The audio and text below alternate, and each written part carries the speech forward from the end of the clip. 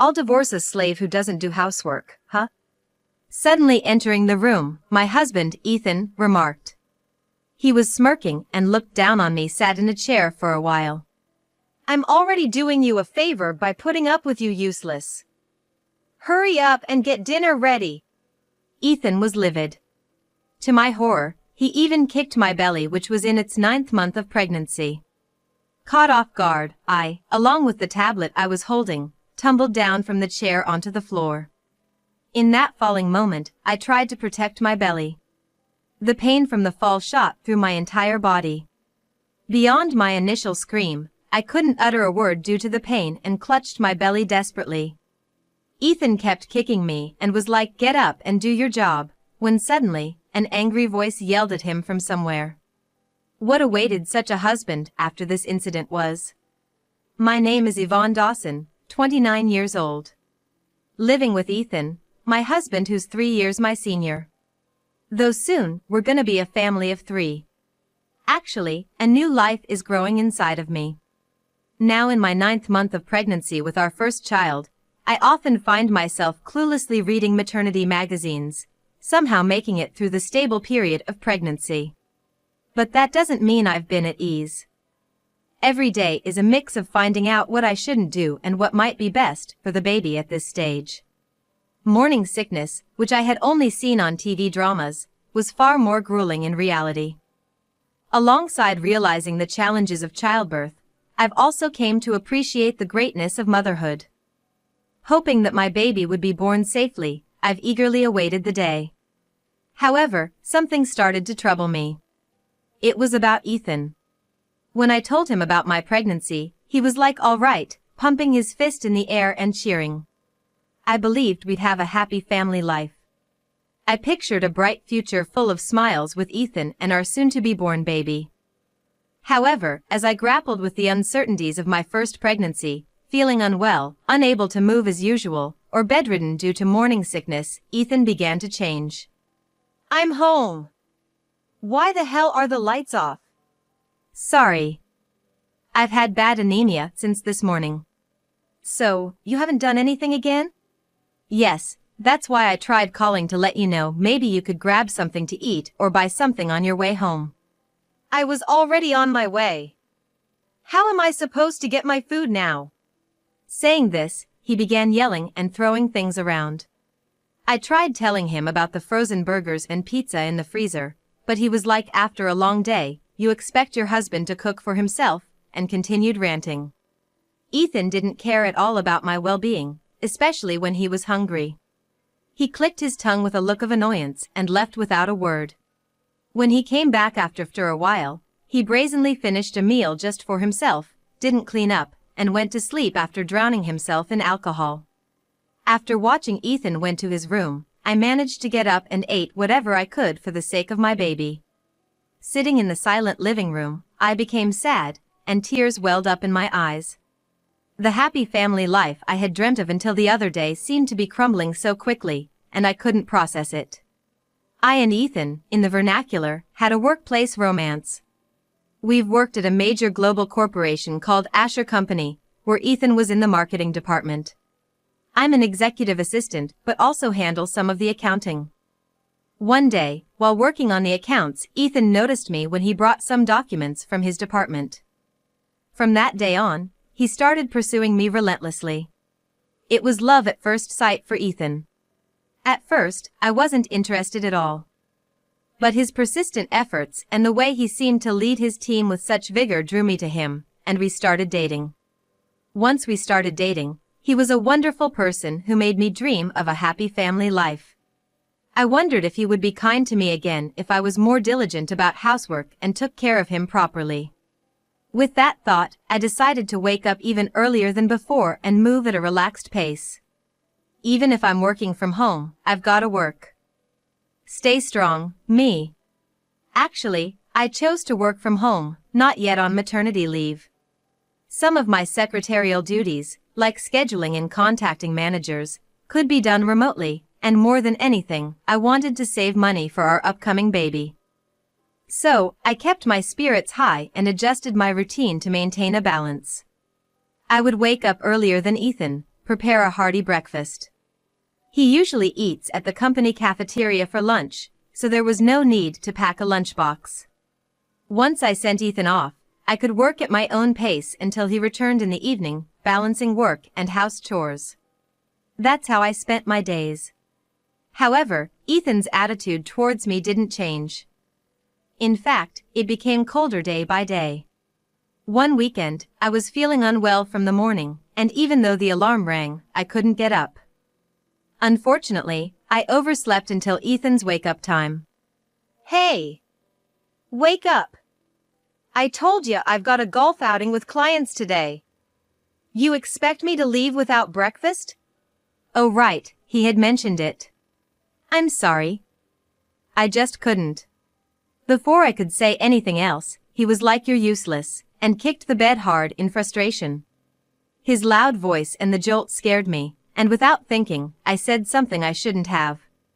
I usually do it right, but today just happened to be. "What? You're getting defensive now?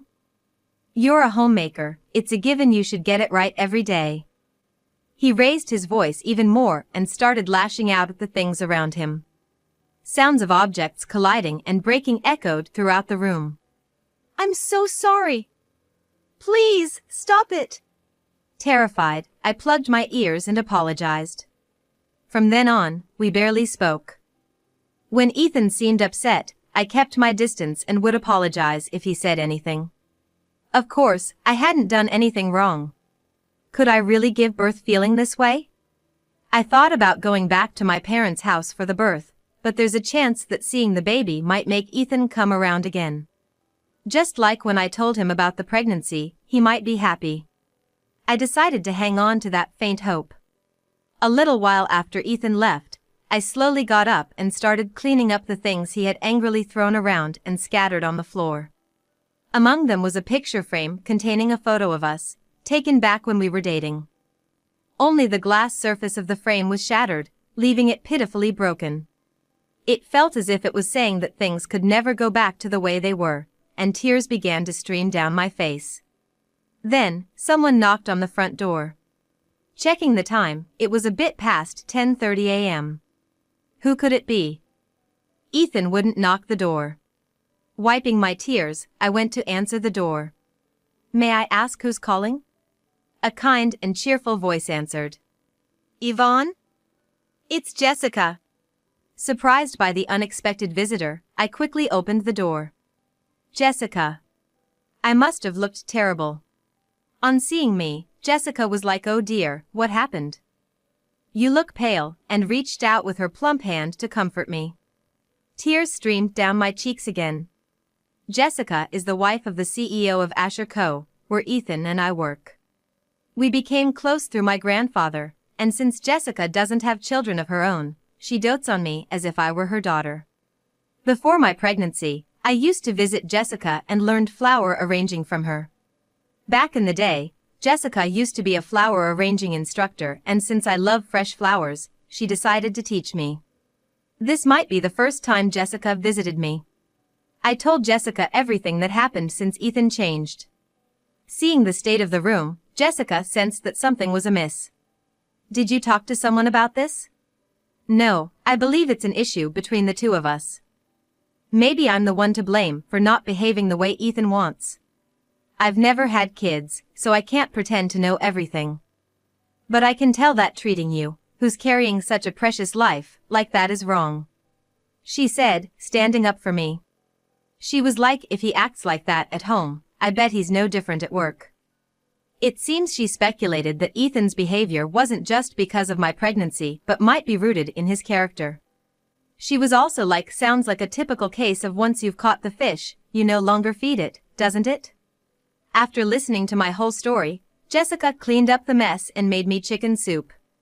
She originally came to bring me nutritious meals and fruits suitable for pregnant women, after researching what would be best for my condition. "If anything happens, call me right away. Anytime. I'll rush over for you, Yvonne." "Thank you, Jessica." Jessica waved goodbye, looking back several times as she left. I felt relieved having talked to Jessica, and the food she brought gradually restored my strength. Then, on a day off, Ethan, who had been out drinking the night before, didn't wake up at his usual time. I managed to prepare our meals and decided to handle some tasks as I had received a call from my company. I didn't know how much time had passed. I had just finished an important meeting and was chatting with a colleague I hadn't seen in a while. Suddenly, the door burst open without a knock. Startled, I looked over to see Ethan glaring at me with furious eyes. "Who were you talking to while I was trying to rest? You seem to be enjoying yourself." "Cheating, huh? Must be nice." He approached me with big steps, saying, "You're pretty useless. I'll divorce a slave who doesn't do housework, huh?" He smirked and looked down at me, who was sitting. He seemed to have misunderstood that I was cheating over the phone. I was just working. I tried to clear the misunderstanding, but he was like, "Stop lying. I'm already doing you a favor by putting up with you. Now, get me some food." Ethan, in a fit of rage, said that. Shockingly, he kicked the leg of the chair I was sitting on with all his might. Caught off guard, I tumbled to the floor, along with the tablet I was holding. "I'm gonna fall." The moment I thought that, I protected my belly. But the pain from the fall resonated throughout my body. After my initial scream, Ethan kept kicking my belly, now 9 months pregnant, repeatedly, and was like, "You think you can mock me?" Desperately protecting my belly, I was like, "Stop," squeeze out my thoughts that couldn't be voiced. Suddenly, a loud voice rang out towards Ethan. "What the hell are you doing to Yvonne?" The voice was coming from the tablet that had fallen with me. The tablet had propped up against the leg of a table and was showing my situation to someone remotely connected. Ethan, unaware of the situation, stopped his kicking at the sound of that deep, angry voice. Why's the voice so loud for a phone call? Ethan thought I had dropped a phone, but he was taken aback when he bent down to check. He was met with a fierce gaze from the screen. The pain became unbearable, and I mustered up enough strength to speak. "Please, call an ambulance." Feeling pain like I never had before, I felt like I might lose consciousness any moment, but I managed to get those words out. "First a drama, now you're pretending to be ill?" Ethan scoffed at my plea, as if it meant nothing. But from the tablet, another voice boomed. "You fool! You think her agonizing cry is her faking it? Call an ambulance now." "Who's been yelling this whole time? Who are you?" Ethan was ready to berate the person on the screen, but turned pale when he saw who it was. "I'll call the ambulance." "Mr. Waller." On the screen were the familiar face of the CEO from Wall Street Co., Mr. Waller, and an older man unknown to Ethan. "Ethan, I heard everything. How foolish can you be? Do you even consider yourself a human? It's just some rough play, you know. Isn't it?" Ethan's pathetic excuse was met with another shout from the older man. "You monster! Who the hell kicks a pregnant woman's belly multiple times, and especially my precious granddaughter, Yvonne? Who are you, man?" The one to calm down the furious Ethan was Mr. Waller, the CEO of Wall Street Company. "Ethan, don't you recognize the chairman of our company, Mr. Samuel Asher? And you didn't know that Yvonne is his granddaughter?" Those words were hard to believe for Ethan. And for good reason. Ethan had no idea that Yvonne, was the granddaughter of the chairman of Asher Company, Samuel Asher. The reason being, that my father had chased his dream since his student days and didn't take over my grandfather's business. Moreover, after Samuel became the chairman, he rarely showed his face at the company. So, he was somewhat of an enigma. The company names is Asher, so probably Ethan didn't connect my original name, Yvonne Ashfield. However, I wasn't planning on keeping it a secret forever. I wanted Ethan to meet my grandfather, and Ethan had even said he was gonna greet him. I was planning to introduce them as a kind of surprise when they met. I bet Ethan never dreamt that they'd meet while he was seen being aggressive towards his wife. Seeing Ethan pale and dumbfounded, Mr. Waller added insult to injury. "We'll have to think about your position in the company." "Please wait, Mr. Waller. I really didn't mean any harm, I was just trying to." As he began to explain, the ambulance that Mr. Waller had called arrived, and around the same time, Jessica, who must have received a call from Mr. Waller too, showed up. As the paramedics lifted me onto the stretcher, Ethan tried to grab my hand, but Jessica shoved him away. "Back off. If anything happens to Yvonne or her baby, I'll never forgive you, even if they're both fine." Saying this, Jessica gave Ethan a disbelieving glare. Turning to the tablet displaying Mr. Waller and my grandfather, she was like I'll be accompanying her, holding my hand tightly, and boarded the ambulance with me. As I was loaded into the ambulance, my already fading consciousness began to slip away. I could faintly hear Jessica's voice calling out my name. It seemed to fade as my vision turned black. I wondered how long I was out. Feeling a brightness, I opened my eyes. "Where am I?" Murmuring this, I looked around. Then I heard someone was like Yvonne. "Oh, thank goodness. I'm so sorry. Yvonne's awake now." That was Jessica, crying out and pressing the nurse's call button. From the other side, I could hear my grandfather Samuel's voice. "Yvonne. Thanks God, the baby's fine too. Grandpa." Jessica. As my hazy mind started to clear, I remembered that I was pregnant and had been violently attacked by my husband, Ethan. My grandfather was like the baby. Thank God. Again and again, it relieved me, and I covered my face. Seeing this, my grandfather was like, "You must have been so scared." "You did well," and tenderly ruffled my hair. I remembered how Ethan was when we first got married, and I voiced my thoughts. Did I do something wrong? My voice trembled as the words came out. Hearing me, Jessica was like, "Yvonne, it wasn't your fault." My grandfather was like, "Whoever did this to my dear Yvonne will pay for his sin." Both of them defended me. They were like, "You just need to rest now." I felt a profound relief, realizing that I wasn't alone in this. When I woke up next, I was told I had been asleep for 3 days and nights. After ensuring both the baby and I were okay, I was admitted for a week for observation. Throughout my hospital stay, Ethan never once visited. Thinking about our child, who could have been seriously harmed, anger towards Ethan welled up inside me. Jessica, who visited me daily, expressed her concern that going back home might expose me to Ethan's potential rage again. Thanks to her generosity, it was decided that until things with Ethan were settled, I would stay at Mr. Waller's house, who was the CEO of Asher Company. My parents lived far away, and given the unstable circumstances, it was decided against me returning to my hometown for childbirth. Initially, I thought of going to my grandfather's place. However, since my grandmother had passed and only men were left there, staying with Jessica at Mr. Waller's place in New York seemed better, considering she's a woman and could help out. Plus, it would be more convenient if any action needed to be taken against Ethan. Shortly after I began staying with Jessica, Mr. Waller shared some insights about Ethan's behavior at Asher Company. It turned out, on the night I told everything to Jessica, she had requested Mr. Waller to keep an eye on Ethan's behavior. In response, Mr. Waller asked Ethan's direct reports and coworkers to report on his day-to-day activities. "So, Yvonne, it seems you really had no reason to feel guilty." After hearing Mr. Waller's story, both Jessica and I were at a loss for words. Jessica was like, "I knew it."